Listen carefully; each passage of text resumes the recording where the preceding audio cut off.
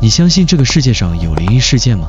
欢迎收听由怪谈传说为您演播的惊悚故事。台北市的夜晚总是充满了喧嚣和霓虹灯的璀璨，但在这座现代化的大都市中，却隐藏着一片令人毛骨悚然的禁地。某个阴暗的街角，几乎没人敢提及的黑道鬼屋就在那儿，无人居住，破旧不堪，外面斑驳的墙壁与锈迹斑斑的大门让人一眼便感受到不安。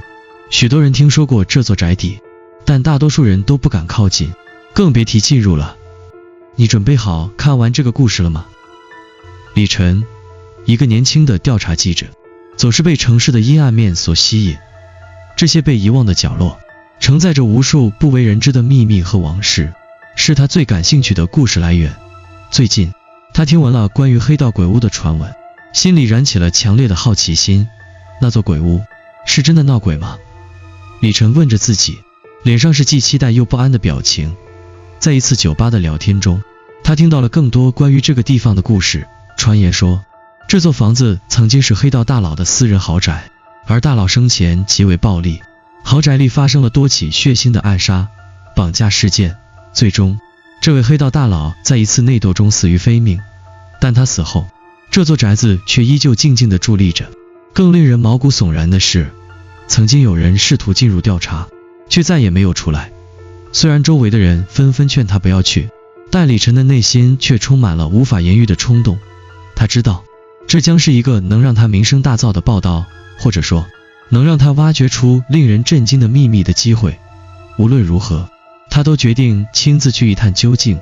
夜幕降临，台北的街道上人来人往，但李晨的目光始终盯着前方的那座鬼屋。他停下车，站在幽暗的巷口，微弱的街灯投下长长的阴影，映在这座古老的建筑上。那座豪宅看起来已经被遗弃了许久，灰白色的墙壁上覆盖着厚厚的青苔，铁门上也锈迹斑斑，几乎已经无法打开。窗户破碎，门口的地面被荒草和杂物填满，宛如进入了一个不为人知的迷宫。李晨深吸一口气，脚步虽然有些迟疑，但还是走了过去。站在那扇大门前，他有一瞬间的犹豫，心中传来一种不祥的预感。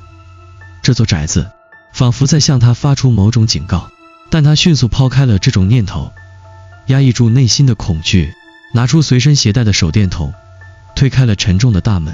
一股霉味扑面而来，空气里混杂着腐朽的气息，仿佛时间在这里停止了流动。李晨心跳不由自主地加快，身上的汗毛也悄悄竖起。他继续往前走，手电筒的光束在昏暗的走廊上游走，照亮了墙上泛黄的旧报纸和几幅模糊的黑白照片。这些照片似乎是以前的住户和房子的历史，可它们都早已沾染上岁月的尘埃，看上去十分破败。随着他深入，空气变得愈发沉重，似乎有什么无形的力量在压迫着他的胸口。李晨忽然有种强烈的感觉，仿佛自己正被某种无形的目光注视着。他加快了脚步，走进了主厅。主厅里，空荡的房间里残留着一张破旧的沙发和一张摇摇欲坠的茶几，屋内的家具大多已经破碎。李晨用手电筒扫过四周，突然，光线停留在一面古老的镜子上，镜子表面布满了灰尘，反射出一片模糊的光影。李晨走进了镜子，想要擦去灰尘，但就在他靠近的瞬间，镜面中的光影竟然开始扭曲。这是什么？李晨愣住了，他的手停在镜子前，看到镜中的自己慢慢模糊，取而代之的是一张陌生的面孔。那是一张苍白、扭曲的面孔，眼睛空洞，嘴巴裂开，仿佛正对着他微笑。李晨的心猛地一跳，几乎无法抑制内心的恐惧。他猛地退后，擦了擦眼睛，镜中的面孔立刻消失，反射回的是他自己。李晨深吸一口气，暗自安慰自己是过度紧张，镜子里的光线太过反射而产生的错觉。然而，内心的恐惧并未因此消退。李晨的脚步开始变得急促，他想要离开这个房间，回到外面去。然而走廊的尽头，一扇木门突然咯吱一声打开了，里面没有人，房间却弥漫着一种莫名的阴冷气息。他站在门口，心跳剧烈。门内空荡的空间里，似乎传来轻微的脚步声，逐渐变得清晰，越来越近。李晨几乎可以清楚地听到，似乎有人正缓缓走向他。李晨的脚步在空荡的走廊里回荡，四周的寂静让人几乎能听到自己的心跳声。他站在门口，深吸了一口气，努力让自己保持冷静。那股脚步声仿佛随着他进入这座房子后变得愈发清晰，几乎在耳边回响，轻轻的，缓慢的，好像有某个不速之客正悄无声息地靠近。他用手电筒的光扫视着四周，房间内没有任何人影，只有墙壁上斑驳的油漆和一些凌乱的家具。李晨咬紧牙关，告诉自己，或许只是自己太过紧张，声音不过是楼上的老旧木地板因风而发出的响动。然而他越是试图自我安慰，恐惧便越加明显。房间的空气异常沉闷，仿佛时间在这里停滞了。李晨走入房间的深处，朝着一张旧沙发走去。忽然间，他的眼睛被一堆散落的旧照片吸引住了。照片里的人物都穿着上世纪50年代的服饰，面容模糊，看不清楚具体的细节。唯一清晰的是那张照片中央的男人，他面带冷酷的笑容，眼神锐利。李晨的心头一震，他感觉似乎在哪里见过这个人。突然，他瞥见照片背后的一张纸条，上面写着：大佬的房子，冤魂终会归来。冤魂，李晨喃喃自语，心中忽然涌上一股不安的预感。他继续翻动这些照片，忽然手电筒的光照在一张角落里的泛黄照片上，这是那位男人的照片，只不过这一次他手里拿着一把斩刀，刀刃上还残留着鲜红的血迹，旁边是几具不明的尸体。照片上的文字已经被岁月模糊，唯一可辨认的是清理的字样。李晨的心跳越来越快，他抬头试图寻找那些脚步声的源头。突然，远处的楼梯口传来一阵低沉的咯吱声，脚步声停了，随即一阵沙沙声在上方响起，仿佛有人在屋内走动。李晨的手微微颤抖，他将手电筒的光束指向楼梯，发现那里依然空无一人。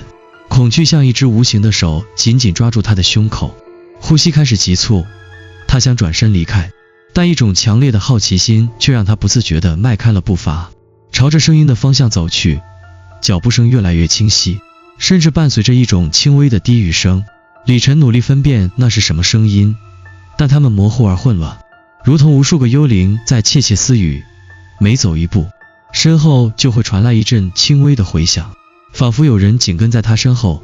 不要回头，快走，他在心里默默提醒自己，但双脚却仿佛被一种无形的力量牵引着，越来越靠近那间隐藏着秘密的房间。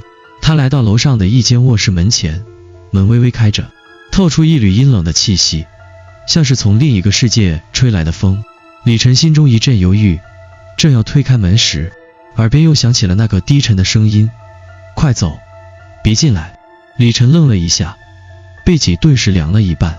他确定自己并没有听错，那声音清晰地传进了他的耳朵，仿佛有人站在他身后。转过头，他看到镜子中的自己正站在那里，面无表情，身后却空无一人。突然，门被一阵强烈的气流推开，发出咯吱的尖锐响声。李晨猛地一震，他深吸一口气，几乎没有任何思考，便一头扎了进去。房间里空无一人，只有一张破旧的书桌和几张发黄的纸张散落在桌面。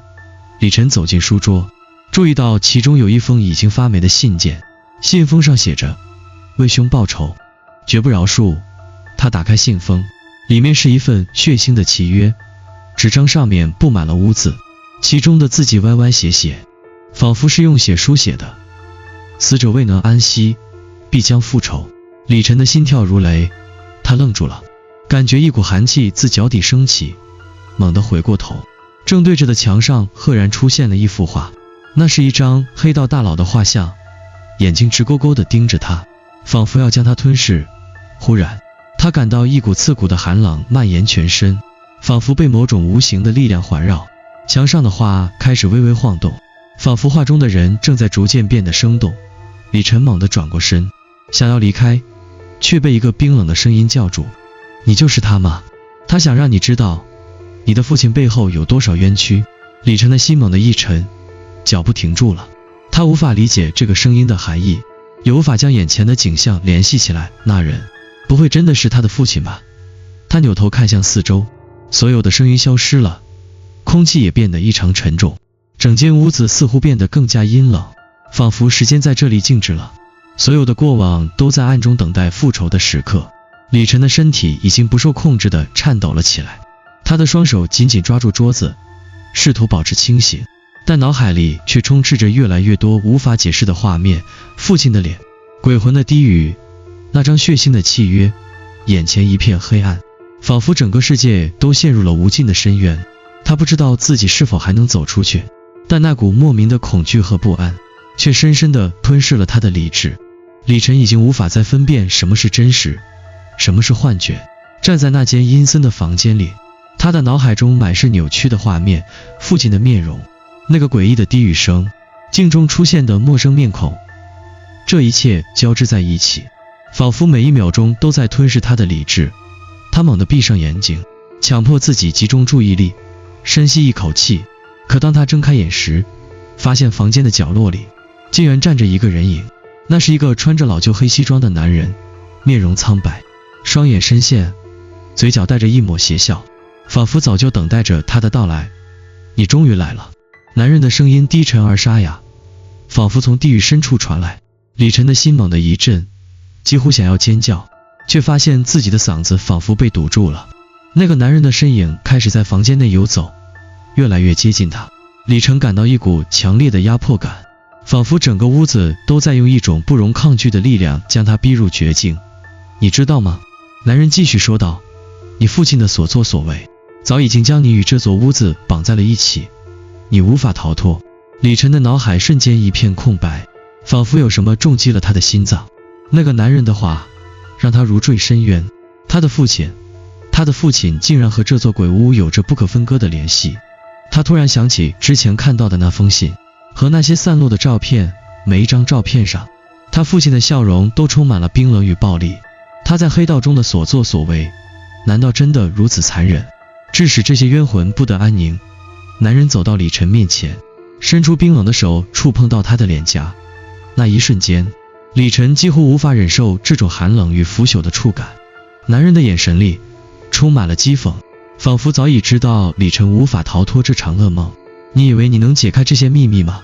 男人轻轻一笑，周围的空气变得愈发沉重，似乎有某种无形的力量在压迫着李晨的胸口。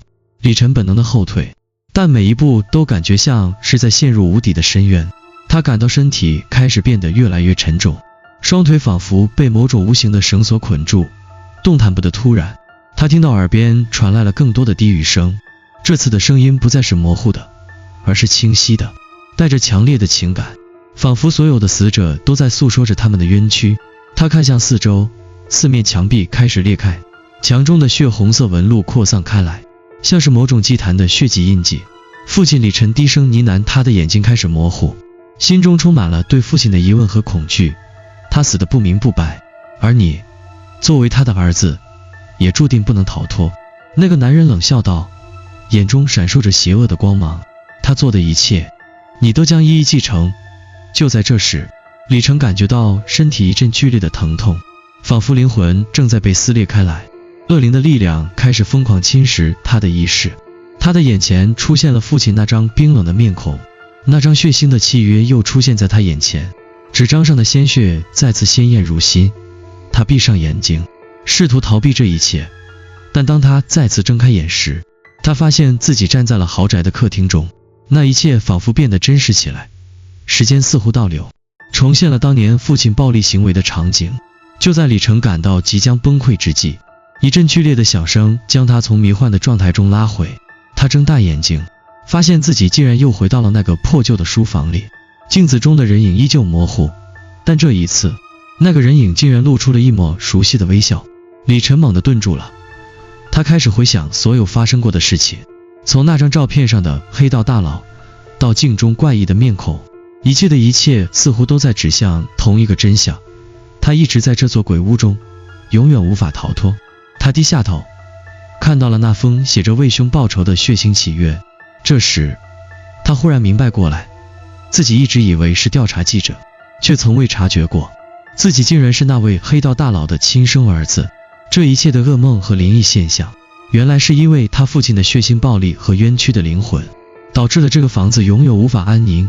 李晨尝试挣扎，想要打破这一切，但无论他怎么努力，那些死去的冤魂都将他紧紧束缚在这座屋子里。父亲的罪恶已经将他的命运深深地烙印在这里，他的每一步都如同父亲曾经的选择一样，注定无法逃脱。就在李晨准备彻底放弃时，屋子中的空气变得异常沉寂。他看见父亲的幽灵从墙壁中缓缓浮现，穿着曾经的黑道服饰，眼神冷漠。他站在李晨面前，仿佛没有看到儿子的恐惧，而只是用那种无情的眼神看着他。你无法逃避我的命运。父亲的声音低沉而冷漠，你注定要成为我的继承者，继续我未完的事业。李晨的眼泪忍不住流了下来，他的双膝开始颤抖，心中的恐惧、愧疚、无力感一瞬间席卷而来，所有的努力和挣扎都显得如此渺小。他终于明白了，他早已被这座鬼屋和父亲的罪孽所束缚，永远无法逃脱。镜中的那张陌生面孔再次出现在他的眼前，正是他的父亲。渐渐的，李晨的意识开始模糊，身体变得越来越沉重，他不再有力量去抗拒，所有的暴力与冤屈都将随着他的一生继续延续下去。最终，李晨的身影也融入了这座鬼屋的无尽黑暗中，成为了其中的一部分。这个血腥的循环永无休止。李晨的身躯已经无法动弹，仿佛被无形的枷锁紧紧锁住。父亲的鬼魂站在他面前，眼神冰冷而无情，那种绝望的感觉就像被无尽的黑暗吞噬。他几乎听不清自己的心跳了。你已经继承了我的命运。父亲的声音低沉而冰冷，仿佛来自遥远的地狱。你想逃，但逃不掉，我将一直陪伴你，直到永远。李晨的脑海中闪过一丝清明，他开始挣扎，试图摆脱这股无形的束缚。每一次他动弹，都感觉身体被一种强烈的压力压得几乎无法忍受。眼前的父亲幽灵似乎并不打算放过他。突然，李晨的眼前一阵扭曲，鬼屋的景象再次发生了变化。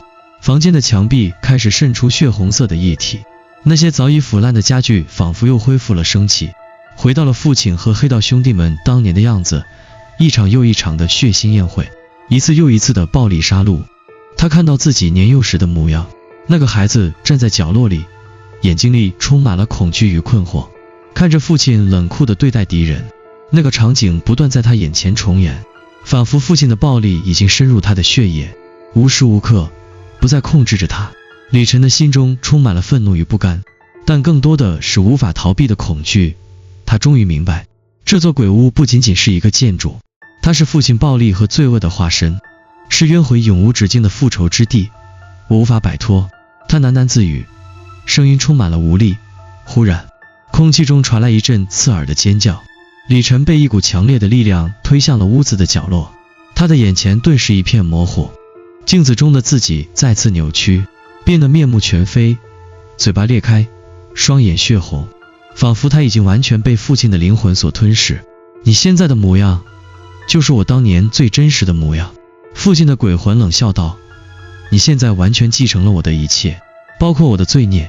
就在李晨的身体几乎要崩溃的那一刻，他的耳边再次传来低语声，那些冤魂的声音充满了愤怒与哀求，似乎是想让他去承担所有的罪责。每一个冤魂的眼睛都注视着他，呼喊着他的名字，快去，快去完成父亲未尽的任务。这时，李晨的意识彻底崩溃，他感觉到一股强烈的力量将他拉入了某种无尽的深渊，仿佛被父亲的鬼魂拉着，一同走向无法回头的地狱。但就在此刻，一个声音从远处传来，清晰而强烈，你不该为他承担这些。李晨猛地抬头，眼前出现了一个陌生的身影，那是一个中年男人，面容严肃，他穿着一身黑衣，眼神坚毅，手里握着一把古老的符箓。你是谁？李晨虚弱地问道。眼前的男人散发着一股强大的气场。我是来帮你的。男人的语气坚定，你不是父亲的继承者，也不应该背负他的罪行，你有机会结束这一切。男人举起符箓，顿时房间的空气变得极为紧张，四周的阴影开始蠕动，鬼魂们发出愤怒的咆哮，仿佛试图阻止他。离开这里，去完成你应得的解脱。男人大声命令。李晨感到一股温暖的力量从符箓中散发出来，瞬间将他从无尽的恐惧中拉了出来。他的身体逐渐恢复了自由，双腿终于不再被压制，这是唯一的出路。男人的声音变得柔和，你必须放下过去，放下父亲的阴影，才能脱离这个鬼屋的诅咒。李晨的眼泪涌了出来，犹豫了片刻后，他低头凝视着手中的祈愿，终于明白自己不应该继续追随父亲的脚步。他选择撕毁那张血腥的祈愿，将所有的罪孽与痛苦一同抛弃。符箓的光芒逐渐强烈，照亮了整个屋子。冤魂们的低语开始消散，血腥的墙面开始崩塌，黑道鬼屋的诅咒逐渐开始解除，整个房子开始震动，仿佛一切都在崩塌。李晨终于获得了解脱。然而，正当李晨准备转身离开时，他的耳边再次传来父亲那冷酷的声音：你逃得掉，但我的命运你永远无法摆脱。李晨的心猛地一沉，但他并未回头。随着房子的崩塌，所有的阴影和罪恶都逐渐消失，房子完全塌陷，消失在无尽的黑暗中。最后，李晨站在台北的街头，清晨的阳光洒在他身上，他看着那座曾经令人毛骨悚然的鬼屋的废墟，深吸一口气，终于感到一阵释放。然而，他知道无论他如何逃避，父亲的阴影将永远在他的内心深处留下烙印。但至少，他走出了这座鬼屋，走出了那些无尽的恐惧与痛苦。